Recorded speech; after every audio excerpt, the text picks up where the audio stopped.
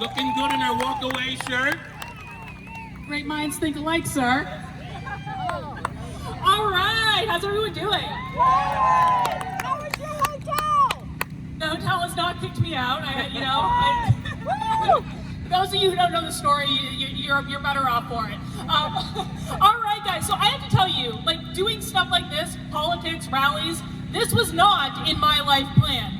It really wasn't. It's actually incredibly inconvenient to the life I was living before all this to be speaking up and speaking out about what I think is wrong in our country. So how did I get here? Well, the first thing you need to know about me is I grew up in Vermont, the land of hippie liberals, Ben and Jerry's, and Bernie Sanders. And in fact, there has never been a time in my entire life, I am almost 40 years old, there's never been a time when Bernie Sanders was not in public office. And so when I turned 18, it just made sense for me to join the Democratic Party. All my friends were Democrats, my family were Democrats. The Republicans were evil people that were trying to legislate their religion and tell me what I could and could not do, and I was not cool with that. And to this day, I have never voted for someone who is not a Democrat except for Bernie Sanders. That will end in November. And so I've been on an interesting journey to get to this point, and for me, it actually really started with knitting. Yeah, with knitting, with the thing with the yarn and the needles. Now, I know when you all think of knitting, you think of little old ladies in a knitting circle drinking tea and gossiping and all that stuff, but knitting right now takes place online on places like Instagram and Ravelry. And about a year and a half ago, what started happening was social justice started taking over my quiet little online knitting community. The same social justice that we see today in Seattle and in Portland, taking over and destroying everything it touched. And when I saw this happening, here's what I saw when the social justice mob made its way around knitting. I saw good people who had done nothing wrong have their reputations destroyed because the mob went after them. I saw good people who had done nothing wrong have their businesses destroyed because they wouldn't issue the statements the mob wanted them to make. And I saw one man who simply asked for love and kindness and consideration get mobbed so badly that he went into the hospital on suicide watch. And at some point, I realized that this was coming from the left. This was coming from the Democratic Party. This was coming from people I had politically aligned myself with, and I was not okay with that anymore. So from there, I put myself on a little bit of a journey. I started challenging myself to break outside of my echo chamber and listen to voices I thought I would disagree with. And the very first thing I listened to was a walkaway town hall with Brandon Strauch and Mikey Harlow. And I was convinced that I would not agree with a word these people had to say. But instead, I saw people who sounded an awful lot like me.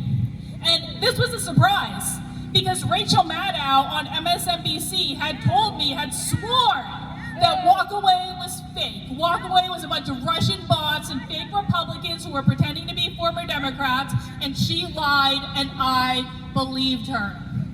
And of course, that was not the only time the media lied to me, which I found out through the course of this. But my big graduation exercise on this journey of listening to people I thought I would disagree with was a Donald Trump rally in Manchester, New Hampshire on the night of the eve of the New Hampshire primary.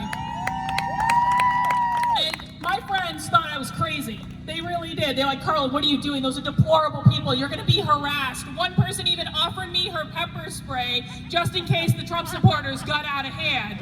And I said, no, I'm gonna be fine. And so I went and I stood in that big long line outside the arena, and guess what?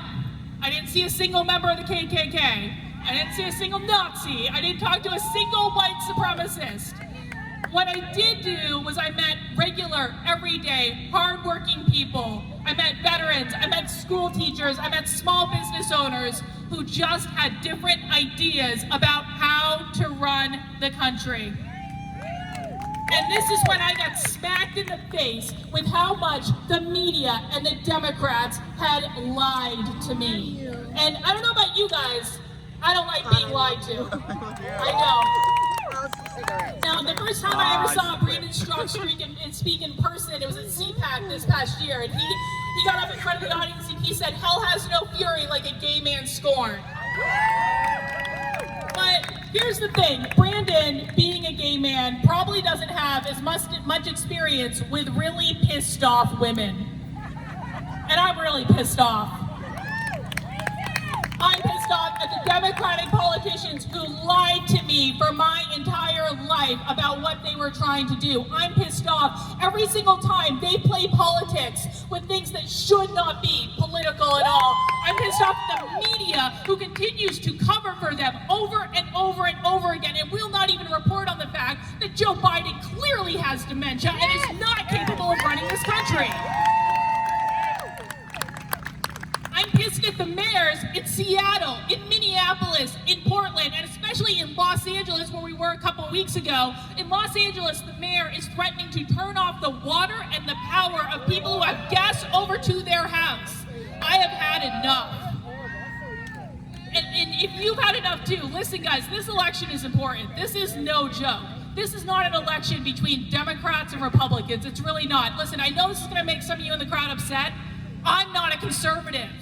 I'm not a Republican. I did not leave the Democratic Party and simply go to the other side. I tend to think both sides are equally their own brands of crazy. But here's the thing. Although I have different ideas than the right about things like healthcare and immigration and environmentalism, where I am absolutely aligned with people on the conservative side is on freedom of speech, freedom of assembly, freedom of religion, and our fundamental liberties, the thing that makes this country great. On that, we are in absolute lockstep. Because the thing is, we cannot fix the big problems in this country if we cannot talk to one another. We have to be able to have conversations. And in order to win this election, guys, in order to really have the type of change that we need, you have all got to start showing up. You have got to start speaking out. You know, when I knew we were going to be in this location for this rally, one of the things that I did was I started thinking about the Founding Fathers and all the things that they went through at the time of the Revolution. And, you know, we look back on the Founding Fathers now and we revere them as heroes that are bigger than life, but they were just men. They were just men of their time. They were men that had families. They were men that had jobs. You know, when I talk to people on the right, they say, "Karlyn, I don't want to speak out because I could lose my job. I could, you know, my neighbors might do something to my lawn if I put up a Trump sign," all this stuff. You are no different than the men who founded this country. You are no different. They spoke up, they coordinated, they got together, they expressed their beliefs, even though at that time, if we had lost the Revolutionary War, they would have been deemed traitors. This is a time where we need people to speak up, we need people to speak out. You need to show up to things like this. You need to talk to your friends about your values. Don't try to pitch them Trump. This is not even about Trump. This is not about Trump versus Biden. This is about, do you want to live in a country that has an authoritarian government that wants to tell you what ideas you can consider and what words you can speak and what videos you can watch and what voices you can listen to? That is what is at stake in this election.